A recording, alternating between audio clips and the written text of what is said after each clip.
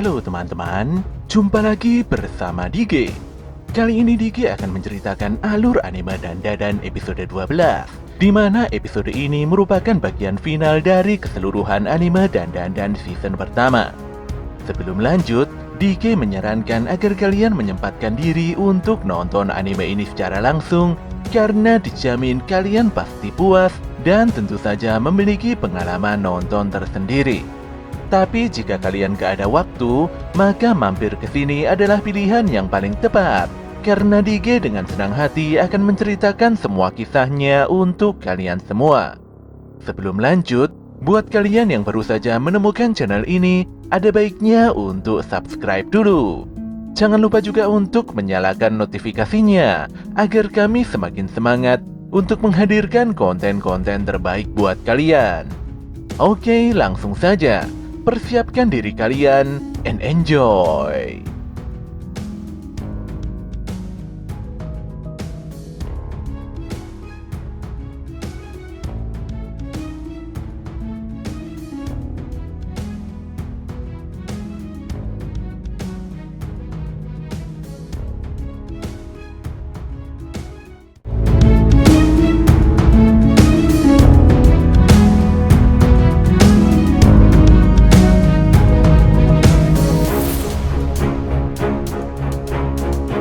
Setelah melihat pertemuan Taro dan Hana di lokasi pembuangan sampah, Okarun, Momo, dan Jiji berusaha meminta izin pada Seiko untuk menyimpan patung Hana. Patung Taro sendiri kembali ke sekolah, dan hanya akan keluar malam hari demi menemui Hana di tempat ini. Awalnya Seiko menolak permintaan aneh itu, tapi pada akhirnya dia luluh juga. Wanita itu lantas meminta agar Taro dan Hana tidak berisik hingga mengganggu tetangga.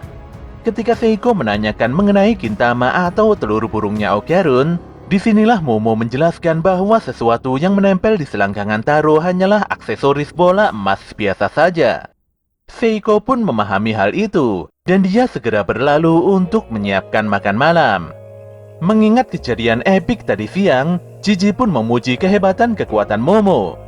Pemuda itu sekarang menyadari alasan utama mengapa Seiko memerintahkan Momo untuk melakukan pengusiran hantu di rumahnya. Selain Momo, Jiji juga kagum dengan kekuatan spiritual Okarun. Jiji pun berandai-andai bisa memiliki kekuatan seperti itu juga. Pemuda itu dengan santainya ngobrol lepas tanpa ganjalan. Dia juga menggoda Momo hingga gadis tersebut tersipu malu. Di sini Okarun merasa tertekan melihat kedekatan Momo dan Jiji. Ketika Okarun mulai menyerah, dia pun mengingat kembali tekad Taro yang menyala-nyala dalam mengungkapkan rasa cintanya pada Hana. Saat itu juga Okarun segera menyela pembicaraan Jiji dan Momo. Pemuda itu dengan serius sudah memutuskan untuk tidak menyerah dan tidak akan mundur dalam memperebutkan hati Momo. Momo agak bingung karena Okarun tidak menjelaskan maksud pernyataannya itu secara detail. Sesaat kemudian Seiko meminta Momo untuk melakukan banyak persiapan karena harus ke rumahnya Jiji. Kabar ini pun membuat Okarun kaget. Momo lantas menjelaskan maksud dan tujuannya bertandang ke rumah Jiji. Intinya, rumahnya Jiji telah dikutuk dan harus segera dilakukan penyucian. Okarun pun masih tidak mengerti, tapi dia langsung tenang karena Momo mengajaknya ikut serta. Okarun ingin segera menyelesaikan misi ini agar Momo bisa pulang dan tidak terlalu dekat dengan si Jiji. Tapi bukannya marah, Jiji malah terlihat bersemangat dan berterima kasih pada Okarun. Pada malam harinya, tepatnya jam 12:30 pagi, terlihat beberapa siswa masih berada di sekolah untuk bermain kokurisan. Tentu saja mereka benar-benar sangat ketakutan setelah melihat sosok patung anatomikal Taro yang berlari kencang keluar dari sekolah. Taro berlari dengan penuh semangat untuk segera menemui pujaan hatinya. Sayangnya di tengah jalan dia tertabrak truk hingga tubuhnya hancur tidak karuan. Di sisi lain, Momo dan Hana nampak menunggu kedatangan Taro. Tapi Taro masih belum juga datang hingga waktu menunjukkan jam 3:30 pagi.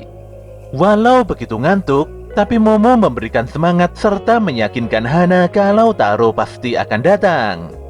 Gadis itu pun ketiduran dan membiarkan Hana menunggu sendirian. Ketika sinar mentari mulai menanjak, Tanpa diduga Taro memeluk Hana dari belakang. Momo pun jadi terbangun dan memarahi Taro karena tidak segera membangunkannya. Taro lantas memohon maaf serta menjelaskan alasannya mengapa datang sangat terlambat. Sementara itu Jiji nampak insomnia atau tidak bisa tidur semalaman di dalam kamarnya. Pemuda itu benar-benar begitu tegang karena sosok Evil Eye selalu datang serta menghantuinya. Di hari berikutnya, Okarun, Momo, dan Jiji terlihat menaiki kereta cepat. Mereka pun nampak bermain dan ngobrol satu sama lain. Seperti biasanya, Okarun masih saja kaku. Sementara Momo dan Jiji terlihat begitu bebas lepas bercengkrama. Jiji pandai sekali membuat suasana jadi hidup dan lebih menyenangkan. Dia juga bernostalgia dengan Momo mengenai cerita tentang masa kecil mereka dulu. Tentu saja Momo terbawa suasana dan bahkan semakin nyaman ngobrol tanpa batasan.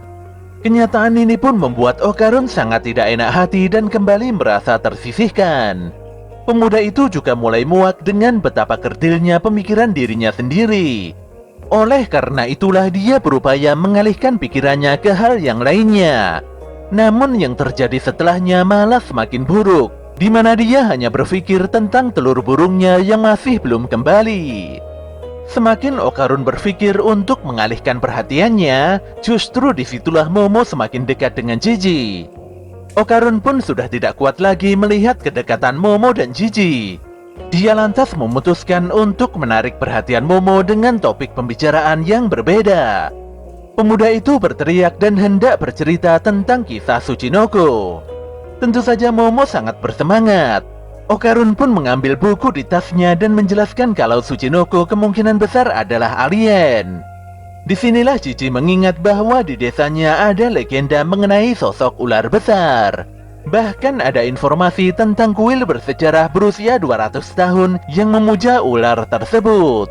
Dan ternyata kuil itu bernama Kuil Tsuchinoko. Tidak mau kalah, Okarun pun melanjutkan bahwa ada sosok alien yang menyerupai mumi kappa. Dan bahkan ada juga kuil yang menyembah makhluk mitologi tersebut.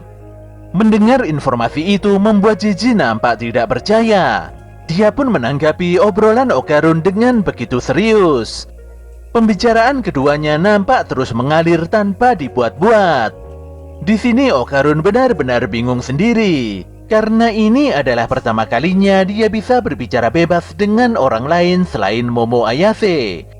Jiji pun begitu respek karena Okarun enak diajak ngobrol serta memiliki pengetahuan yang tidak biasa. Parahnya, Jiji yang begitu hebat ternyata memohon-mohon untuk menjadi teman baiknya Okarun layaknya Momo. Tentu saja hal ini membuat Okarun kikuk dan malu. Okarun sungguh tidak menyangka kalau Jiji ternyata bukan orang yang menyebalkan dan mungkin saja bisa menjadi teman akrabnya. Beberapa saat kemudian semuanya telah sampai di kota tempat tinggalnya Jiji. Momo pun sangat kaget setelah mengetahui kalau ternyata kotanya Jiji merupakan kota pemandian air panas. Semua ini tidak lepas dari pekerjaan ayah Jiji, yaitu dosen yang meneliti aktivitas gunung berapi. Walau mereka mengira semuanya berjalan normal, namun di balik itu para warga melihat kehadiran mereka dengan wajah yang aneh. Jiji nampak bersemangat, sementara Momo dan Okarun benar-benar capek karena terus menaiki anak tangga yang seakan tidak ada ujungnya. Setelah berusaha dengan sekuat tenaga, akhirnya mereka semua tiba di rumahnya Jiji. Momo pun tidak mengerti mengapa Jiji memiliki fisik yang begitu kuat. Gadis itu sudah ampun-ampun, sementara Okarun sedari tadi sudah terkapar dan tidak berdaya. Saat melihat dengan sekilas kondisi rumahnya Jiji, Momo pun berkata kalau dia tidak merasakan hal yang aneh pada rumah tersebut. Tentu saja Jiji tidak percaya, karena semua pengusir hantu berkata kalau rumah ini memiliki aura yang sangat gawat. Sebenarnya Okarun agak curiga dengan kondisi hutan di dekat rumahnya Jiji, namun dia berpikir positif dan mengabaikannya begitu saja. Padahal di balik lebatnya hutan itu, terlihat beberapa masyarakat yang menatap tajam dengan penuh senyuman aneh. Di dalam rumah, Momo dan yang lainnya memeriksa setiap sudut bangunan tanpa terkecuali.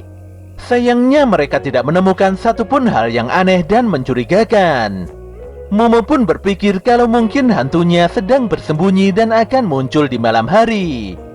Hal ini sama persis dengan kasusnya si nenek Turbo, di mana saat siang hari kekuatan rohnya melemah. Tanpa diduga, Momo berniat pergi ke pemandian air panas sembari beristirahat. Gadis itu pun kabur begitu saja, meninggalkan Okarun dan Jiji yang masih tidak mengerti dengan jalan pemikirannya. Namun demikian, Momo meminta Okarun tidak khawatir karena sore nanti dia pasti akan segera kembali ke rumah ini. Di dalam kolam pemandian air panas, Momo terlihat santai walau masih kepikiran tentang keadaan Okarun dan Jiji. Jiji adalah teman cowok pertamanya Okarun. Jadi Momo berharap Okarun dan Jiji bisa lebih akrab satu sama lain. Setelah beberapa saat, Momo ingin menyudahi kegiatan berendamnya karena kepalanya mulai terasa pusing. Namun Momo tidak bisa keluar karena tiba-tiba saja muncul beberapa bapak-bapak aneh yang memasuki area pemandian terbuka itu. Para pria paruh baya itu memuji keberanian Momo yang datang sendirian ke pemandian terbuka ini. Disinilah Momo baru sadar setelah membaca informasi di dinding kalau pemandian ini adalah pemandian campur antara lelaki dan perempuan. Momo pun tidak bisa berbuat banyak. Sebenarnya dia ingin segera keluar dari tempat terkutuk itu, tapi tidak bisa karena dihalangi oleh para bapak-bapak aneh. Kepalanya pun terasa semakin pusing dan berat. Jika tidak segera keluar dari tempat ini, tentu saja kondisi pasti akan semakin gawat. Para pria aneh itu pun mulai mendekati Momo secara perlahan. Di sini Momo merasa yakin bisa mengalahkan semua lelaki tersebut dengan kekuatan espernya. Namun Momo kalah cepat karena salah seorang bapak segera mengangkat tangan dan menenggelamkan gadis tersebut di dalam air. Tentu saja ini sangat merepotkan dan membuat Momo benar-benar sangat terancam. Di sisi lain, Jiji mengajak Okarun bermain sepak bola untuk mengisi waktu luang. Tapi parahnya, Okarun sama sekali tidak bisa bermain bola. Dia menerima bola dengan begitu kaku. Dia juga tidak bisa mengoper bola dengan sempurna. Di sini Jiji mengajari Okarun dengan sabar tanpa ada rasa kesal sedikit pun. Untungnya Momo tidak ada di tempat ini. Jika gadis itu ada, Okarun pasti akan malu setengah mati. Namun demikian, Okarun tidak menyerah dan ingin memamerkan latihan bermain bolanya pada Momo. Tanpa diduga, Jiji bertanya apakah Okarun menyukai Momo. Jelas saja Okarun langsung berhenti dan diam seketika. Namun sedetik kemudian Okarun menjawab bahwa Momo adalah teman pertamanya. Pemuda itu sangat segan dan menganggap Momo Ayase sangat berharga baginya. Sambil mendribel bola, Jiji memaklumi tentang pemikiran Okarun. Namun di sini Jiji mengungkapkan kalau dia juga menyukai Momo. Tentu saja Okarun tidak terima dan menyangkal pernyataan Jiji. Keduanya pun beradu sepak bola dan saling mengejek satu sama lain. Melihat kegigihan Okarun yang sangat luar biasa, membuat Jiji mengakui nyali pemuda berkacamata itu. Sambil tersenyum, Jiji mengulurkan tangannya untuk menjabat tangannya si Okarun, yang tentu saja ini menandakan kalau mereka berdua sudah menjadi teman. Parahnya, ternyata Jiji menarik dan mengunci lehernya Okarun dengan cukup kuat. Tentu saja Okarun berontak dan berusaha melepaskan dirinya dari kuncian tangan Jiji. Sebenarnya Jiji ingin membuat Okarun mengakui kekalahannya. Namun Okarun benar-benar ngotot dan tidak mau menyerah. Setelah beberapa saat, Okarun memohon agar Jiji melepaskan kuncian tangannya.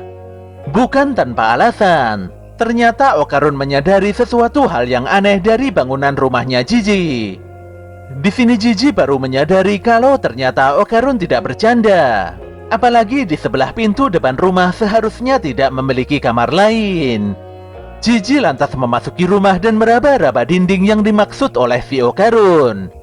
Rasa penasaran Jiji pun semakin menjadi-jadi karena dinding tersebut terasa kopong dan tidak berisi. Dia pun berencana untuk menghancurkan dinding itu untuk mengetahui isi di baliknya, serta alasan utama mengapa kedua orang tuanya sakit secara misterius. Jiji lantas mengambil palu godam dan mengayunkan benda tersebut pada dinding aneh di dekatnya. Hanya dengan sekali ayunan tembok tersebut langsung berlubang begitu saja. Ternyata memang benar di balik tembok tersebut ada sebuah ruang rahasia.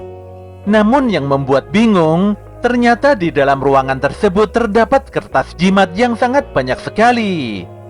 Tentu saja hal ini membuat Okarun dan Jiji sangat tercengang, karena mereka paham betul bahwa ada rahasia misterius yang sengaja disembunyikan di dalam rumah ini.